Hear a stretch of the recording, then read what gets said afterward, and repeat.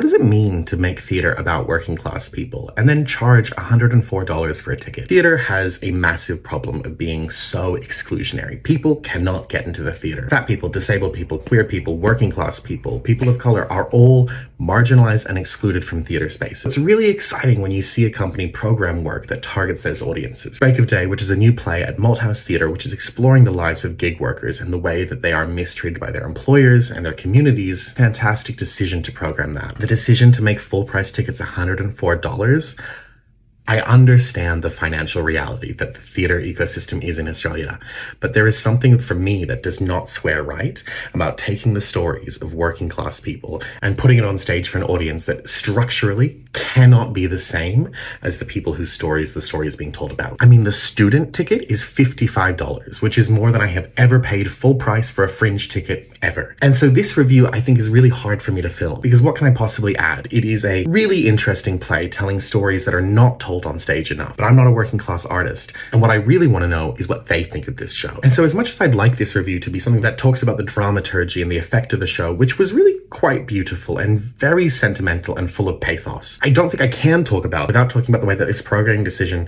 brings to light a really uncomfortable truth of theatre in Australia, which is that theatre is not for everyone. Like, as beautiful as the direction from Sarah Goods is, who is really one of my favorite directors, and as stunning as the performers and the set design is, really, it's beautifully affecting. There was something that really set me off about seeing a character, try to steal a laptop to help her kid get out of the poverty cycle and watch that action play out on a Revolve. There's something about the excess that was spent on this production which doesn't align with the stories it's telling and the audience it's trying to speak to. There's this phrase in disability activism which is nothing about us without us, and watching Break of Day at opening night, surrounded by the who's who of the Melbourne theatre community, it felt like watching something without someone, and that's something that I think our whole sector needs to work through.